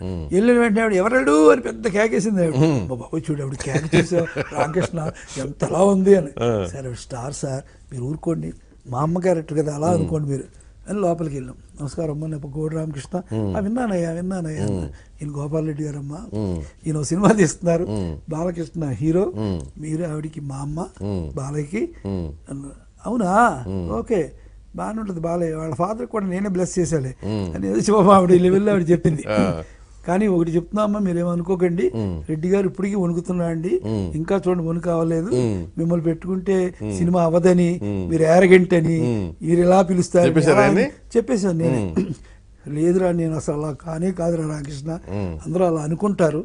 రెడ్డి నీకు ఎన్ని రోజుల్లో నీ సినిమా చేయాలి అంటే, నాకు 45 రోజులు అయితే చాలమ్మా, 30 రోజులు నేను చేసేస్తా, నేను వస్తా కూర్చుంటా చిన్నపిల్లలా చేస్తా, నీకు చాలా, నువ్వు నా మనవడివి అనుకో అన్నా. అలా అయితే చాలమ్మా. అదేంటి పాప రెడ్డి గారు కూడా కలగదన్నం పెట్టి ఎంజాయ్ చేశారు. నాదో చిన్న రిక్వెస్ట్, మీరందరూ కూడా నేను మీతో సినిమా అనగానే రెడ్డి గారి కంటే టెన్షన్ నాకేంటంటే, మీరు నన్ను కోడి కోడి కోడి అంటారని అందరూ అంటున్నారు. అది ఏంటో మళ్ళీ టెన్షన్గా ఉంది. నేను అసలు ఎవరిని అలా అనేవాడిని కాదు, ఆయన అలా పిలిచేవారు అందరూ, నేను అలా పిలిచా, ఈయన అలా పిలిచేవారు అందరూ, అలా పిలిచేవాడిని. సరే నేను రామకృష్ణ అంటాను, కానీ మా ఆయన పేరు కూడా రామకృష్ణ రా, అందుకని నిన్ను మిస్టర్ డైరెక్టర్ అంటే ఎలా ఉందా, మిస్టర్ అనక్కర్లేదమ్మా డైరెక్టర్. అప్పటి నుంచి ఎప్పుడు కూడా ఆవిడ కోడి అనే మాట ఎత్తలేదు. తర్వాత స్క్రిప్ట్ వినిపించాను వెళ్ళి, డైలాగ్ చదివి, నేను గణేష్ పాత్ర గారు రెడ్డి గారు విన్న వెంటనే ఆవిడ సేవ లేసిపోయింది. ఏంటిది ఏమనుకున్నారు భానుమతి అంటే, ఇలాంటి మాటలా రాస్తారు, డబుల్ మీనింగ్లు నేను చేయను అటు లేసిపోయిందండి ఆవిడ. రెడ్డి గారు అయితే ఇలా పడిపోయారు. మళ్ళీ ట్యాబ్లెట్ వేసేసుకుంటున్నాడు. ఉండండి సార్ గొడవ చేయకండి అమ్మా, నేను మారుస్తాను, నేను ఇది మార్చి మీకు వినిపిస్తాను, నేను నా షూటింగ్ ఎల్లుండి పోడూరు అన్న. సరే మార్చండి మరి, మారుస్తాను. అప్పుడు వెళ్ళి కూర్చుని ఫస్ట్ షాట్ ఆవిడ మీదే పెట్టామండి. మొత్తం జనం 200 మంది జనం, ఊరంతా ఉందండి. ఉన్న వెంటనే డైలాగ్ పెట్టా, ఆవిడకే మర్చిపోయిందండి ఆవిడ ఆ డైలాగ్. భయంగల బల్లి బావగారు వచ్చారని బట్టలు లేకుండా లేచి నిలబడిందంట, అది డైలాగ్. అది చెప్పి చదివేసిందండి ఆవిడ. చదివేసి షార్ట్ పెట్టిన వెంటనే భయంగల బల్లి బావగారు లేదని బట్టలు లేకుండా నిలబడిందంట. జనం తుక్కు కింద చప్పట్లు కొట్టారు, మొత్తం కొడితే ఇలా కొడుతున్నారేంటి రాకృష్ణ. అదండి, మీరు ఒక డైలాగ్ చెప్తేనే ఇంత ఓవేషన్ కదా, మీరు మొత్తం చెప్పండి సినిమా అలా ఆడుతుందండి. నన్ను చెప్పారు సార్ ఇదేనా అక్కడి నుంచి అన్ని చెప్పేసిందండి బాగా చేశారు. ఇన్స్పైర్ చేస్తే అండి ఎవరైనా చేస్తారు. అలాగా ఆ సినిమాకి ఆవిడ చాలా బాగా పాపం వచ్చేది, రామకృష్ణ నాతో షార్ట్ డివిజన్ చెయ్యి సాయంత్రం దాకా కూర్చుంటా అని పూజ చేసి వచ్చేది. ఓకే. సో బాలకృష్ణతో ఇంకోటి ఏదో ప్లాన్ చేశారు, విక్రమసింహ ఏదో సంథింగ్. అవునండి. అది ఎందుకు అయిపోయింది? అది మనకి దీని గురించి ఏం చెప్పాలంటే, సింబాలిక్ షాట్, మలేషియా ఫ్లైట్ ఉంది కదండి మనం చూస్తుండగా, మనం వెళ్ళింది కనబడలేదు ఇప్పుడు దాకా. ఎందుకు పడిపోయింది, ఎవరు పడేశారు, ఎక్కడ పడేసి తెలియదండి. అలా విక్రమ్ సింగ్ కూడా ఒక లయన్ కింగ్ అనే సినిమా నుంచి మేము తీసుకుని వర్క్ చేసామండి. సూపర్ గా తీశారు, సూపర్ గా డబ్బులు వచ్చే సినిమా అండి అది. రెడ్డి గారు కూడా నచ్చింది, బాలయ్య కూడా నచ్చిందండి, అందులో అందరికీ నచ్చింది. సినిమా స్టార్ట్ అయింది, ఎందుకు ఆగిపోయిందో తెలియదండి, ఎక్కడ బ్రేక్ అయిపోయిందండి. బ్రేక్ అయిపోవడంతో మెయిన్ ఏంటంటే రెడ్డి గారు డిసప్పాయింట్ అయిపోయారు. ఆయన కెరియర్ లో నా సినిమా ఆగింది ఏంటి అని. అందులో కూడా ఫస్ట్ భానుమతి గారే. తర్వాత ఆవిడ చెప్పింది, నేను ఈ డేట్లు ఎక్కువ పడతాయి రామకృష్ణ అంటే తీసేటప్పుడు కేఆర్ విజయ్ గారిని పెట్టాం. అలా 60% అయిపోయిందండి సినిమా. 60% అయిందా? 60% అయింది. ఇంకా 20 days చేస్తే అయిపోయేదండి సినిమా. మనం రామోజీ ఫిల్మ్ సిటీలో సెట్ వేసామండి, పెద్ద సెట్. షూటింగ్ లేకుండా సెట్ తీసేసిన సినిమా మాది ఒకటే. 60 రోజులు ఉందండి, డెమరేజ్ ఎక్కువ కట్టి ఉంది దానికి, ఆగిపోయిందండి. ఎవరు తప్పు లేదండి, బాలయ్యకి ఇష్టం, బాలయ్య ఇప్పటికీ లవ్లీగా ఉంటాడు, అంతా ఆగిపోయింది. అందుకని ఇప్పుడు ఆ ఫిలిం ఉందండి, ఫిలిం ఉంటే మళ్ళీ బాలయ్య తోటి భార్గవ్ ఆర్ట్స్ బ్యానర్ మీద భార్గవ్ని పిలిచి దాన్ని వర్క్ చేస్తున్నాం. మళ్ళీ మొదలు పెట్టారా? దాన్ని వర్క్ చేస్తున్నప్పుడు ఫిలిం మీద ఉంది కదండి, అది ఎలా చేయగలం దీంట్లో కానీ బాలయ్య తోటి వెళ్ళి మాట్లాడదాం. అందరం అంత హ్యాపీ గ్యాంగ్ అండి అందరం. ఏదో చెప్పాను మలేషియా ఫ్లైట్ లో అయింది, బట్ ఎప్పటికైనా అది మళ్ళీ అవుతుందండి, పెద్ద హిట్ అవుతుంది. అయిపోయింది సినిమా అంతా కూడా, పెద్ద సెట్ చేసామండి, అది గ్రేట్ గా. చేస్తారా మళ్ళీ అది? చేస్తామండి, తప్పకుండా చేస్తాం. ఇప్పుడు ఇందాక భానుమతి గారు అన్నట్టు మీరు మధ్యలో ఒక దశలో బాగా సక్సెస్ వచ్చిన తర్వాత డబుల్ మీనింగ్ డైలాగులు సినిమాలు ఎక్కువ వచ్చినాయి కదా, కోటి రామకృష్ణ అనగానే అట్లాంటిది ఎక్స్పెక్ట్ చేశారు జనం. ఎందుకు వెళ్ళిపోయారటు? అంటే డబుల్ మీనింగ్ అనేది కాదండి, ఇప్పుడు కూడా శృంగారానికి చాలా మన అన్ని రసాల్లో శృంగారం కూడా ఒకటే. కానీ శృంగారం ఎలా ఉండాలంటే పేరెంటంలో ఉండే ఆడవాళ్ళందరూ జోకులు వేసుకునేలా ఉండాలండి, అసహించుకునేలాగా నుదురు చిట్లించేలా ఉండకూడదు. అందుకని ఎంటర్టైన్మెంట్ జోడించి నేను ఆ మాటలు పెట్టాను, కొన్ని క్యారెక్టర్ పెట్టి. ఆ క్యారెక్టర్ పెడితే అది జోక్స్ అండి అవి. ఆ జోక్స్ ఇప్పటికీ మన పల్లెటూరులో కానీ మన తోలుబొమ్మలాట్లో కానీ ఆ జోకులు వస్తూనే ఉంటాయండి. అవి అలాంటివే పెట్టానండి. ఎప్పుడు నేను ఇరిటేట్ అయ్యే జోక్ చేయలేదండి. ఇప్పుడు మంగమ్మ ముద్దుల కృష్ణయ్యలో ఆడవాళ్ళందరూ వచ్చి లోపలికి విజయశాంతిని పంపించి వాళ్ళిద్దరికి కలపాలని చూస్తారు, అక్కడే పడుకుంటూ పోతారు తెల్లవారులో. పొద్దులేసి విజయశాంతి బయటకు వస్తాయి, ఏంటి పిన్ని ఇక్కడ పడుకున్నారంటే, లేదమ్మా రామాంజనేయ యుద్ధానికి వెళ్ళాం, రాత్రి అంతా చేశారు, తెరెత్తలేదు, యుద్ధం జరగలేదు అంటే. ఇప్పటికీ నవ్వుతారండి జనం. జోక్ అనేది నవ్వుకునేలా ఉంటే పర్వాలేదండి, అసహించుకునేలా ఉండకూడదు. అలాగే ముద్దుల మాబల్లో గోపాల్లో కూడా అలాంటిది వైవిజీకి పులుసు క్యారెక్టర్. ఇప్పుడు దాకా ఎక్కడికి వెళ్ళినా అమ్మాయిని పులుసనే అంటారు. అందుకని ప్రజలందరూ మెచ్చుకునేది, నవ్వుకునేది, రిలాక్స్ అయ్యేది పర్లేదండి. అసహించుకుని నుదురు చిట్లు ఇస్తే మాత్రం కరెక్ట్ కాదు, ఉండకూడదు. అందుకని చాలా దాని తర్వాత అందరూ మొదలెట్టాక నేను మానేసా. ఇంకా మళ్ళీ అయిపోయి అంటే నేను ఏదైనా ఒక టోన్ మెయింటైన్ చేస్తే నేను తర్వాత ఒక మహా అయితే 1 year 2 years అండి, తర్వాత మారుస్తా, మళ్ళీ మనకే స్టేల్ అయిపోద్ది. అందుకే స్టేల్ అవ్వకూడదని ఎప్పుడు చూసుకుంటా. ఓకే, అందుకేనా రకరకాల జానర్లో తీస్తారు. ఏది మీరు ఇది ఏ సినిమా కూడా కంటిన్యూగా ఒకే మోడల్ మోసాలు ఉండవు, అన్నీ ఉంటాయి. కామెడీ ఉంటాయి, మాస్ ఉంటాయి. ఈ మధ్య ఈ ఫిక్షన్ వచ్చేసింది, అవునవును. అంటే దీనికి భూత ప్రేతాలు వచ్చేసినాయి, మధ్యలో అన్ని వచ్చినా మనం మనకి ఎప్పుడు కూడా ఇమిటేట్ చేయకూడదు అనేది నాకు ఇన్స్పైర్ అవ్వాలి కానీ ఇమిటేట్ చేయకూడదు. జనం ఏం ఎక్స్పెక్ట్ చేస్తారంటే ఇవాళ ఎక్స్పెక్ట్ చేసింది రేపు ఇంకోలా ఎక్స్పెక్ట్ చేస్తారు, ఇంకోటి ఎక్స్పెక్ట్ చేస్తారు. ఇప్పుడు అందరూ పోలీస్ కథలు అంటారండి, నేను పోలీస్ కథలు అంటే అందరూ అంకుశం అన్ని కూడా పెట్టేసుకుంటారండి బ్రెయిన్ లో. అందుకని మనకు ఒక కెరియర్, మనకు ఎక్స్పెక్టేషన్ ఉంటది కాబట్టి జాగ్రత్తగా అడుగులు వేయాలని ఎప్పుడునండి. నేను ఎప్పుడు అట్లీస్ట్ నా సినిమా నేను రిపీట్ చేసుకోకూడదు అని ట్రై చేస్తాను. నా సీన్లు కానీ సినిమా కానీ ఏది రిపీట్ చేయకూడదు. కూడా మీరే ఆద్యుడిలాగా వచ్చారు కదా. అవునండి, అవును. సినిమాలు గ్రాఫిక్ బేస్డ్ దేవి ఒకటి, ఫస్ట్ అమ్మోరు కదండి, అమ్మోరు, దేవి, తర్వాత అంజి, ఇక అరుంధతి, ఇక పరాకాష్ట గ్రాఫిక్ యూసేజ్ లో కూడా. అవును, ఫస్ట్ ఇది అమెరికన్ గ్రాఫిక్స్ అనేది శ్యామ్ గారు అమెరికా వెళ్ళినప్పుడు తీసుకొచ్చారండి. క్రిస్ అనేవాడిని, వాడు మొదలు పెట్టాడు. అంటే మనం మిచెల్ కెమెరాతో తీసేది కంప్యూటర్లో అయితే బాగా చేయొచ్చని, దానికనే అమ్మోరు కథ రాసాం. కానీ అలాంటి దానికి కావాల్సింది ఏంటంటే హెవీ సెంటిమెంట్, హెవీ నేటివిటీ ఉండాలని ఆ కథను వర్కౌట్ చేసాం. అలా గ్రాఫిక్స్ బాగా వచ్చిందని. ఎప్పుడు గ్రాఫిక్స్ సినిమాని ఎలివేట్ చేయాలండి, సినిమాలో గ్రాఫిక్స్ పెట్టకూడదు. అలాగా అది పాజిటివ్ గా ఉండాలి. అలా వచ్చేసాం. ఒక్కొక్క సినిమాకి ఒకటి పోటీ అండి. అమ్మోరు అయ్యాక దేవి మరి ఎలా చేయాలి, దానికి ఒక రకం పెట్టామండి. తర్వాత దేవుళ్ళని చిన్న సినిమా ఉంది, దానికి ఒకలా చేసాం. అంజి అనేది ఒక పిరాకాష్ఠగా మన క్రోడ్తో చేసాం. దాని తర్వాత అరుంధతికి లొకేషన్స్, ఒక విచిత్రమైన లొకేషన్ చేయాలనేది. దీనికి కావాల్సింది ఏంటంటే మా ప్రొడ్యూసర్లు అందరికీ కూడా ఫ్యాషన్ అన్ని ముందే చెప్పేస్తానండి, ఇది ఇంత అవుద్ది, ఇది అవుద్ది అని.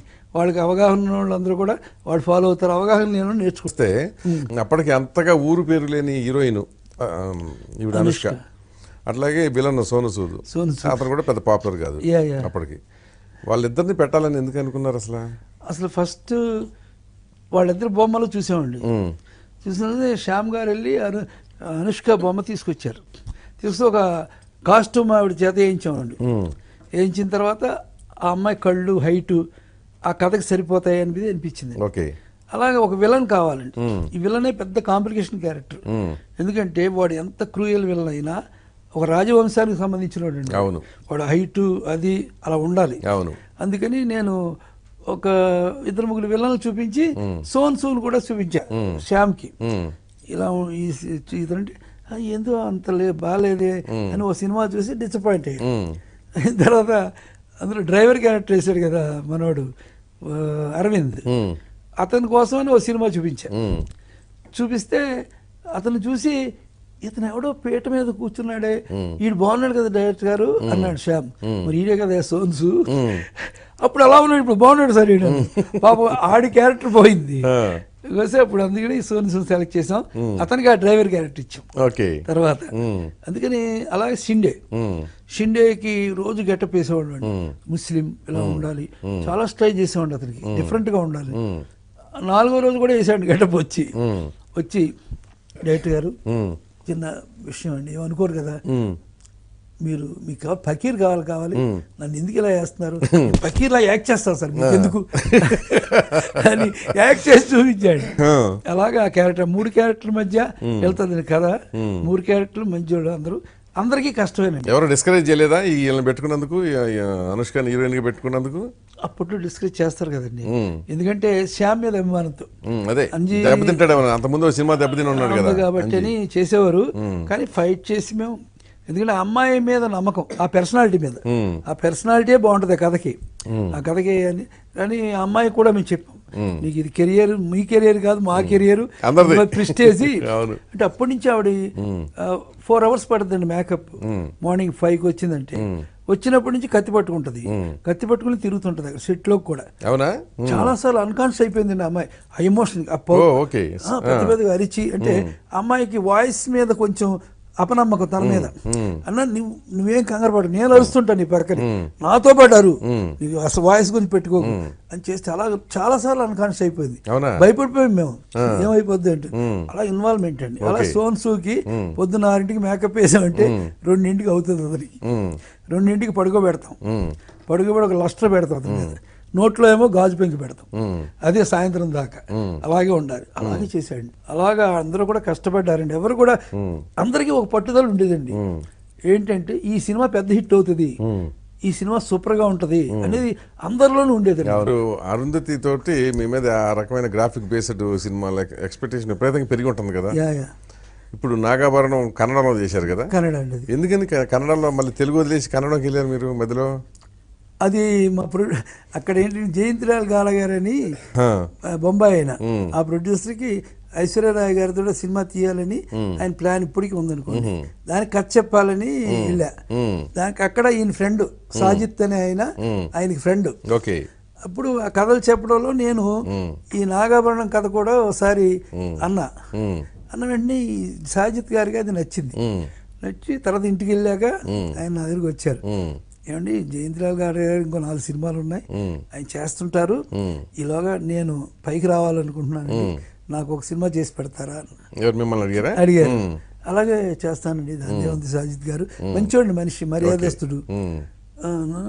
ఆ కథ మీరు నాకు చేయండి, మీరు ఇందా చెప్పారు నాకు, అది కొంచెం గ్రాఫిక్స్ అదే ఉంటుందండి, పర్లేదండి అని చెప్పి. కానీ నాకు ఒక రిక్వెస్ట్, నాకు కన్నడలో చేయండి ఇది, ఎందుకంటే కన్నడలో గ్రిప్ ఉంది, నాకు తెలిసిన వాళ్ళు ఉన్నారు, అందరూ ఉన్నారు.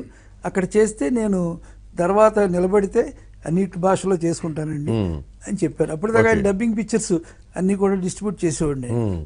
అంటే సరే అని చెప్పి వచ్చాం. వచ్చిన వెంటనే రమ్య అని ఉందండి, ఆవిడ ఇప్పుడు లీడింగ్, ఆవిడకి చెప్దామని ఆవిడకి చెప్పాం కదా, హీరోయిన్ మెయిన్ క్యారెక్టర్ అదే. ఆ అమ్మాయి కూడా యాక్సెప్ట్ చేసింది.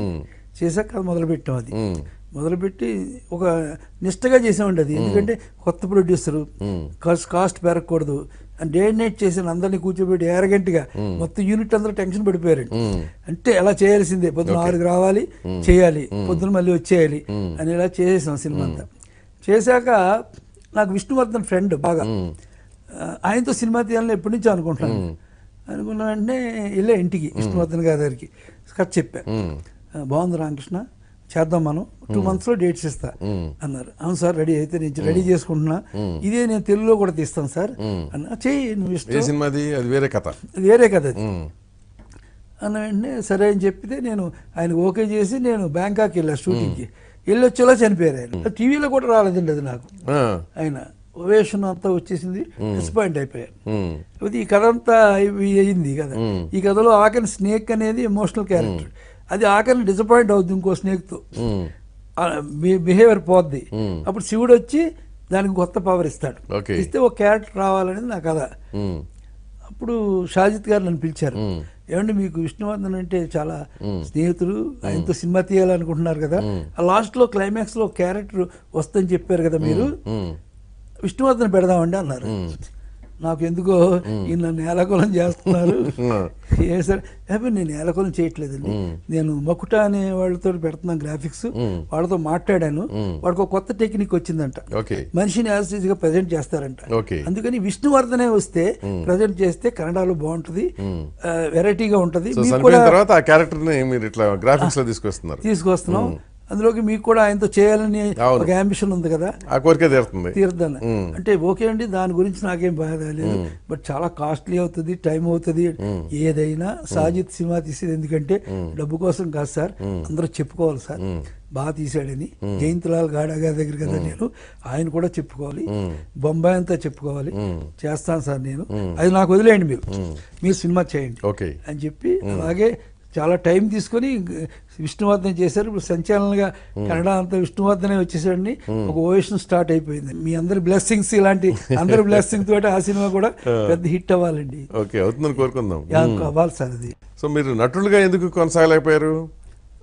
నటుడుగా దాసనారాయణ మీ గురువు గారు, ఆయన డైరెక్షన్ తో పాటు నటుడుగా కూడా కొనసాగాడు కదా. అవును, నేను మాకు పాలకొల్లో లలిత కళాంజలి అని నాకు ఒక నాటకాల కంపెనీ ఉండేది, అదే వాకాడ అప్పారావు గారు బ్యానర్. ఆ బ్యానర్ లో మాత్రం చేస్తానని ఒక నియమం పెట్టుకున్నా, లేదా బయట వాళ్ళందరూ అడుగుతున్నారు. సినిమాలోనే అండి, సినిమాలోనే ఆ బ్యానర్ లోనే వేషాలు వేస్తాను కానీ బయట నేను నియమం పెట్టుకున్నాను, లేకపోతే అందరూ అడుగుతారు కదా. కానీ ఒక డైరెక్టర్ అనేది, ఇప్పుడు డైరెక్టర్ ఆర్టిస్ట్ అవ్వడం వేరండి, ఆర్టిస్ట్ డైరెక్టర్ అవ్వడం వేరండి. ఆర్టిస్ట్ డైరెక్టర్ అయితే పర్లేదండి, మేకప్ వేసుకుని డైరెక్ట్ చేయొచ్చు. ఒక డైరెక్టర్ ఆర్టిస్ట్ అయ్యాడు అనుకోండి, డైరెక్షన్ చెప్పి ఇక్కడ మేకప్ వేసుకుని అందరినీ చూడాలంటే అది చాలా గురుగారు లాంటి వాళ్ళకి సాధ్యం, కానీ నాకు టెన్షన్ అనేది ఈ సీన్కి ఏం రాసుకోవాలనే చూస్తుంటాను. అలాంటప్పుడు మేకప్ వేసుకుని మనం కూర్చుంటే ఆర్టిస్టుల మంది మనం కొంచెం తక్కువ అయ్యామని ఫీలింగ్ వస్తుంది. అందుకని ఎక్కువ సినిమాల్లో నాకు ఏదైనా వేసే నేను ఏదో క్యారెక్టర్ చేశాను, కానీ మిగిలిన ఇప్పటికీ మీరు కథలు మీరే రాసుకుంటుంటారా? అన్నిటి కథ ముందు నేను ప్యాటర్న్ ప్రొడ్యూసర్ని ఏ టైప్ సినిమా తీయాలి మీకు అని ముందు అడుగుతాను. సో మీకు కథల రచయితలతో అవసరం లేదు. అంటే నేను నాకు స్కూల్ ఉంది సార్. ఓకే. ప్రొడ్యూసర్ని ముందు అడుగుతా, మీరు ఏ సినిమా తీయాలని. అని మాకేం తెలుసా అని చెప్పేవాళ్ళు కొందరు ఉంటాయి, ఈ టైప్ సినిమా అని చెప్తే ఆ సినిమా అలాంటి కథ రాస్తా. ఓకే.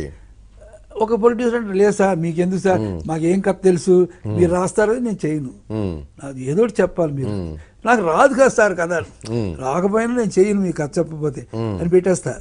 పెడితే 4 days 5 days 6 days తర్వాత వస్తారు ఆయన, ఏంటి ఇబ్బంది పెట్టేస్తున్నారండి. అది ఇబ్బంది కాదండి, ప్రొడ్యూసర్ కథ వెళ్ళిపోతే ఎలాగండి, ఏదో ఒకటి ఉండాలి కదా మీకు, రామాయణమా భారతమా భాగవతమా ఏదైనా తెలియాలి కదంటే, లేదండి నాకు మా ఊర్లో కాలం ఉందండి, కాలంలో ఒక పడవ ఉంది, పడవ మీద ఒక ఆవిడ ఉండేదండి, మంచి కేసు, వాళ్ళ అమ్మాయి ఉండేది ఇంకా మంచి కేసు, మా పెద్ద అబ్బాయి గారు అబ్బాయి ఆ అమ్మాయిని పడండి, వాళ్ళిద్దరు పెళ్లి చేసుకోవాలనుకున్నారండి, వాళ్ళిద్దరు పడవతోటండి ఏటంతా వెళ్ళిపోయారండి, గోదావరిలోకి వెళ్ళిపోయారండి, గోదావరి సముద్రంలోకి వెళ్ళిపోయారండి, అక్కడ జరిగిందండి ఫైట్ క్లైమాక్స్ అని అలా చెప్తారండి. ఓహో, అంటే ఈయనకి ఈ టైప్ సబ్జెక్ట్ ఇష్టం, దాని మీద వర్క్ చేస్తాను. నాకు ఇన్ని రకాల కథలు ఇన్ని రకాల సినిమాలు రావడానికి కారణం మనిషి ఈ ప్రొడ్యూసర్స్ డిఫరెంట్, ఒక్కొక్కడు ఒక్కో టైపు, ఒక్కొక్కడు ఒక్కో టైపు.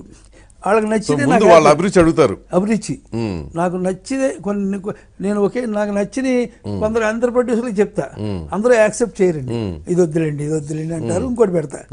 నా కెరీర్ ఇంత లాంగ్గా ఉండడానికి కూడా వాళ్ళేండి, వాళ్ళ ప్రమోషన్. ఒక ప్రొడ్యూసర్ ఉన్నాయంటే ఆయనకి ఆ రోజుల్లో ఒక 2 కోట్లు మిగిలింది అనుకోండి, బయటకు వచ్చి రామలింగేశ్వర గారు కానీ మా ప్రొడ్యూసర్లు కానీ అందరూ కూడా 15 కోట్లు మిగిలిందండి నాకు, ఏంటిది నెక్స్ట్ పిక్చర్ చేస్తున్నాం అని తన బ్యానర్ని ఎలివేట్ చేసుకునే ప్రొడ్యూసర్లు అందరూ. శ్యామ్ అయితే అసలు లెక్క చేయడు, ఎంఎస్ రాజు గారు అయితే అసలు పట్టించుకోడండి, ఆయన అసలు దేవి సినిమా చాలా టెన్షన్ అయిపోయింది ఎంఎస్ రాజు గారికి, డిస్ట్రిబ్యూటర్లు అందరూ గొడవ ఎప్పుడని. అప్పుడు ఆయన ఎంఎస్ రాజు గారు అందరు డిస్ట్రిబ్యూటర్ మీటింగ్ పెట్టి అందరినీ బొంబాయి తీసుకెళ్ళాను ఫ్లైట్లో, మొత్తం డిస్ట్రిబ్యూటర్ తీసుకెళ్ళి కంప్యూటర్లో పెట్టించాం అన్ని, ఇదిగోండి ఇది చేస్తున్నాం ఇది అంటే వాళ్ళందరూ చూసి అప్రిషియేట్ చేసి పర్లేదండి ఎన్ని రోజులైనా పర్లేదు తీసుకుంటాం. అలాగే నా ప్రొడ్యూసర్ అందరూ కూడా, గోపాల్ రెడ్డి గారు కానీ ఎవరు కానీ ఫైట్ అండి, శ్యామ్ కానీ ఎవరు కానీ ఎవరు నాకు అలా ఉంటారు స్టాల్ వర్డ్స్ లాగా. రామలింగేశ్వరరావు ఇంకా గొడవ, నా సినిమా ఇంకా 70 రోజులు ఎక్కువ ఆడదండి చూసుకోండి అది ఇది అని ఎవరండి. అందుకని అందరూ మంచి దాసరి శిష్యుల్లో మీరు ఒక్కళ్ళు అనుకుంటే ఇంత లాంగ్ కెరీర్ ఇంకా సక్సెస్ రేట్ లో కొనసాగుతుంది. అవునండి, పిండి ఉందనుకోండి ఇలా వేస్తే ఒక చోట పడుద్ది, ఇలా వేసుకుంటే చాలా దూరం ఉంటుంది. అందుకని కెరీర్ అది మెయిన్ ప్రొడ్యూసర్. దాన్ని పొదుపుగా వాడుతున్నారు అయితే ఆ బ్రెయిన్ ని, పొదుపుగా అందరినీ బాగా వాడుకుంటే. నా ప్రొడ్యూసర్కి నాకు ఉండే ఒక గొప్ప రిలేషన్ ఏంటంటే, వాళ్ళకి ఏం కావాలో నాకు తెలుసు అండి, నేనేం తీస్తానో వాళ్ళకి తెలుసు. డైరెక్ట్ అనేవాడు ఎలా ఉండాలంటే సెట్లో ఒక వార్ ఫీల్డ్ లో ఉండే సోల్జర్ లా ఉండాలండి, ఏదొచ్చినా గబుక్కులు ఫ్లెక్సిబుల్ గా మార్చాలి, చేయాలి. ఇది ఇంతే అని మాత్రం ప్రొడ్యూసర్ చెప్పకూడదండి. ప్రొడ్యూసర్ ఇది కాదన్నా అంటే అలా ఉండాలండి. నేను ఒకటి మాత్రం నమ్ముతాను సార్, ప్రొడ్యూసర్ అనేవాడు వచ్చి ఒక టేబుల్ వేసుకొని ఒక కుర్చీ పెట్టి నేను ప్రొడ్యూసర్ని అనడం వల్లే మిగిలిన పాత్రలన్నీ పుడతాయండి. లేకపోతే ప్రొడ్యూసర్ అనేవాడు లేకపోతే ఏ పాత్ర లేదు, డిసప్పాయింట్ అయిపోవాలి. అతని కెరీర్లో అతని సేఫ్ చూడకపోతే డైరెక్ట్ జాబ్ కాదు. గుడ్డివాడి కళ్ళతోటి ప్రకృతి అందం చూడాలటండి, పొద్దున్నే ఉరి తీసేవాడి టైం తోటి టైం వాల్యూ తెలుసుకోవాలండి. వాడు చూడండి అయ్యో ఇది చేయలేదు అనుకుంటాడు, అలాగే ప్రొడ్యూసర్ బాగుతోటే డైరెక్టర్ వాల్యూ చూసుకోవాలండి అనేది నమ్ముతాను నేను. ప్రొడ్యూసర్ ఫస్ట్ ఛాన్స్ ఇస్తానండి ఏదైనా సరే, అతనికి నాకు ఎప్పుడు మిస్అండర్స్టాండింగ్ ఉండకూడదు అనేది చూసుకుంటాను. కానీ ఎవరన్నా ఆర్టిస్టులు మీరు ఎక్స్పెక్ట్ చేసినట్టు ఎక్స్ప్రెషన్స్ ఇవ్వలేక ఇబ్బంది పడిన సందర్భాలు ఉన్నాయా? చాలా ఉంటాయండి, అది ఉంటాయి. కానీ ఒకటండి, ప్రతి ఆర్టిస్ట్కి ఒక బాడీ లాంగ్వేజ్ ఉంటుంది, అంటే వాడి బాడీలోనే ఒక ఆర్టిస్ట్ ఉంటాడు. అందుకని నా పాత్రని ఎప్పుడు కూడా ఈజీ ఏంటంటే నాకు వాడి బాడీ లాంగ్వేజ్ కి సరిపోయేలా చేస్తా, అలాగా. ఇప్పుడు మనకి రామిరెడ్డి గారు ఉన్నారు, అంకుశం హెవీ క్యారెక్టర్ అది, కానీ ఆయన చేయలేడు అది, కానీ అతని బాడీ లాంగ్వేజ్ నటుడు కాదు, కానీ అతని బాడీ లాంగ్వేజ్ సూట్ అవుతుంది క్యారెక్టర్. అలా మనం మన లాంగ్వేజ్ కి రానివాడిని లాక్కూడదు. అవును, అతనికి ఏం కావాలో దానికి ఇమర్చాలి. సాధారణ డాన్స్ మాస్టర్లు ఉంటారు కదండి, వాళ్ళు వీళ్ళ కెరియర్ ని ప్రొఫెషనల్ గా చేసేస్తారు, అది చేయకపోతే చిరా పడతారు. అవును, అలా కాదు, వాళ్ళకి ఏం వచ్చామని తెలుసుకొని అది మనం చేయాలి. అందుకని నాకు ఇబ్బంది రాదండి. ఈ ఆర్టిస్ట్ ఇలా నడుస్తాడు, ఇలా చెప్పలేడు, ఈ డైలాగ్ చెప్పలేడు అనేది తెలిస్తే వాడికి తగ్గట్టుగా నేను క్యారెక్టర్ మార్చుకుంటాను. కానీ టైం ఇంకా వాళ్ళకి హుషారుగా ఉంటది, ఇంకా టెన్షన్ లేక 2-3 సార్లు తీసామనుకోండి వాళ్ళకే డిసప్పాయింట్మెంట్ వచ్చేస్తుంది. అందుకని వాళ్ళందరికీ కూడా మన క్యారెక్టర్ ముందు చెప్తే వాళ్ళే చేసుకుంటారు. ఓకే, సో బాగా అంటే ఫెయిల్యూర్ వచ్చి బాగా కుంగిపోయినాయి ఎప్పుడైనా జరిగినాయా? ఒకేసారి అండి. నేను అదిగో అదిగో సినిమా తీశాను, సూపర్ సినిమా అండి, అది నాకు చాలా నచ్చిన సినిమా. అలాగే జెండా అని సినిమా తీశాను, అది సూపర్ సినిమా అండి, ఇప్పుడు కూడా పాలిటిక్స్ కి సరిపోద్ది. ఓకే, ఆ సినిమా ప్రొడ్యూసర్ కూడా మంచి ప్రొడ్యూసర్స్ అండి అందరూ. అది ఏమైందంటే అదిగో అదిగోకి కొత్తగా రామారావు స్లాబ్ పెట్టిన రోజు రిలీజ్ అయింది. సో దానికి ఓపెనింగ్స్ రాకపోతే తీసేస్తారు. అలాగా అది డిసప్పాయింట్ చేస్తుంది. ఇప్పటికీ టీవీలో వస్తే అందరూ సూపర్ సినిమా అండి, సూపర్ సినిమా అంటారు. అలాగే జెండా అనే సినిమా పాలిటిక్స్ మీద చాలా బాగా తీశానండి, చాలా మంచి సినిమా. అది కూడా రిలీజ్ కి సత్యమూర్తి గారిని అమెరికా అయినండి, చాలా మంచి ప్రొడ్యూసర్, మంచి మనిషి అండి. రిలీజ్ అప్పటికి అది కోఆపరేషన్ జరగలేదండి. ఒక్కరి ఆయన ప్లాన్ చేసుకుంటారని నేను అనుకున్నా, ఆయన ప్లాన్ చేసుకోవడానికి కూడా కొంత హెల్ప్ చేస్తానన్నారు. రేపు రిలీజ్ చేయలే, దాంతో డిసప్పాయింట్ అయిపోయిందండి. అది కూడా డిసప్పాయింట్ అయిపోయింది. ఈ 2 సినిమాలు నాకు ఎప్పుడు టెన్షన్ అండి అంతా కూడా. అందుకని మళ్ళీ ఆ సినిమాలు 2 కూడా తీయాలి అని ఒక ఎయిమ్ ఉందండి నాకు. అది దానికోసం ప్లాన్ చేస్తున్నాను. అలాగే ప్రపంచ బంధన్ ఒకటి తీయబోతున్నానండి. అది ప్రపంచ సినిమాల చేతిలో 3 ఫ్యాక్టరీ లాగా ఉంది, కథల ఫ్యాక్టరీ. ఒకటి సత్యసాయిబాబా తీస్తున్నాం కదండి, నెక్స్ట్ అంకుల్ ఆంజనేయ స్వామి అని ఒకటి తీస్తున్నాం. అంకుల్ ఆంజనేయ స్వామి 4 చిన్నపిల్లలు, అది మన స్వర్గంలో పాలిటిక్స్ అది. అలాగే ప్రపంచ బంద్ అని ఒక పాములు పట్టేవాడు కానీ గవర్నమెంట్ లోకి వస్తే వాడు ఎలాంటి మెడిసిన్ కనిపెడతాడు, ఆ మెడిసిన్ ప్రపంచం అంతా ఎలా నాశనం అయిపోతారు, చిన్నపిల్లలు దాన్ని కనిపెడితే కుర్రోళ్ళు వాళ్ళని ఎలాగ యాక్సెప్ట్ చేయరు అనే దాని మీద తీస్తున్నామండి అది. సో ఇంకేమేమి ఉన్నాయి మీకు ప్లాన్స్? ప్రస్తుతానికి ఇది 3 చేస్తున్నామండి. దీని తర్వాత ఒక గ్రాఫిక్స్ లోనే ఒక సినిమా తీస్తున్నామండి. అదేంటంటే కోడి పిల్లలు, కోడి పుంజు, ఇది ఒక ఫ్యామిలీ. వీళ్ళందరూ చిన్న చిన్న పిల్లలు అందరూ ఉంటారండి, చిన్న చిన్న పిల్లలతోటి. కోడి వార్ వచ్చినప్పుడు కోడి పందాలు తీసుకెళ్తారు కదండి, తీసుకెళ్ళినప్పుడు ఈ ఫ్యామిలీ ఎలా డిసప్పాయింట్ అవుతుంది, ఎలా బాధపడుతుంది. కానీ ఆ వాండర్ మాత్రం మేపుతూనే ఉంటాయండి. తీసుకెళ్లారు గోదావరి జిల్లాలో. ఆ కోడి పందాలు వదిలినప్పుడు పిల్లలు ఈ కోడి పెట్ట ఎలా చూస్తుంటాయి, వీటి ముందే ఆ కోడిని పీకి తెగిపోయి చచ్చిపోతే ఫీలింగ్ బాధ అని ఈ తల్లి పిల్లలు ఎవరైతే ఇలా చేశారో అతని మీద ఎలా వెంజెన్స్ తీసుకున్నారు అనేది ఉంటుందండి. ఇలాంటప్పుడు ఒక పిల్ల మిస్ అయిపోద్ది, చచ్చిపోయిందని వెళ్ళేస్తే ఆఖరికి వెళ్ళిపోయి ఆ పెట్టెళ్తుండగా అన్ని కూర్చొని చూస్తుంటాయి. ఆ కోడి పుంజులన్నీ కూడా జనం మీద తిరగబడతాయి, జనం పరిగెడుతుంటారు. సో మీ కోడి పందాల మీద కోపం ఉంది అయితే. అప్పుడు అందరు ఇలా కూర్చొని బాధపడితే, ఎందుకంటే ఆఖరి పిల్లలు లేదని అది ఒక పొదలోంచి వస్తుంది, వచ్చేదాకా జనం వెళ్ళరు. ఇది కంప్లీట్ గ్రాఫిక్స్ మీద చేస్తున్నామండి, దానికి స్టోరీ బోర్డ్ జరుగుతుంది. ఓకే, మీకు ఏమైనా తీరని కోరికలు ఇంకా ఉన్నాయా లోపల, అంటే వ్యక్తిగా, డైరెక్టర్గా కాదు? సాధారణంగా నేను అనుకున్నది ఒక డైరెక్టర్ అవ్వాలని, ఆ డైరెక్టర్ అయ్యాం. కెరీర్ బాగా స్టాండ్గా ఉండాలనేది చేసాం, ఉంది. కానీ నాకు ఒకే అంబిషన్ ఏంటంటే చాలా తక్కువ తోటి ఒక ఊరు వెళ్ళి అక్కడ ఉండే పాత్రలతోటి ఒక సినిమా తీయాలి, ఆ సినిమా పెద్ద హిట్ అవ్వాలి, ఇలాంటి సినిమాలు తీయొచ్చని అందరూ అనుకోవాలి అనే కథ కోసం ఆలోచిస్తున్నాను. అది తక్కువ బడ్జెట్ తో ఒక విలేజ్ కెమెరా మా యూనిట్ వెళ్ళిపోయి అక్కడ మనుషులతోటి తీసి నేచురల్ గా అనే సినిమా ప్లాన్ చేస్తున్నాను. సో అది మీ కోరిక అంతే, నాకు ఇంకో పనే లేదండి సినిమా. ఎందుకంటే నాకు అందరూ అంటారండి, ఎలా చేస్తారండి మీరు డే అండ్ నైట్, ఎలా రెస్ట్ లేకుండా అంటారండి. నేను పాలకొల్లో నాటకాలు వేసేటప్పుడు రాత్రి అంతా నాటకాలు వేసి పొద్దున ఇంటికి వెళ్తే ఫాదర్ మదర్ తిట్టేవారు. అలా మా నాటకాలు పెడితే తిట్టేవారు. కానీ ఇప్పుడు అది మా ప్రొఫెషన్ అయిపోయింది నాకు. సో అది అందరూ ఎంజాయ్ చేస్తారు. ఫ్యామిలీకి టైం కేటాయిస్తున్నారా? ఇస్తాను, వస్తాను. ఇంటికి వెళ్ళేటప్పుడు ఉంటారు మా దీపు, మా చిన్ని, మా పిల్లలు, 2 పాపలండి. దీపు, చిన్ని, మా వైఫ్. వాళ్ళకి చెప్తా, నా సినిమాలు చూపిస్తా.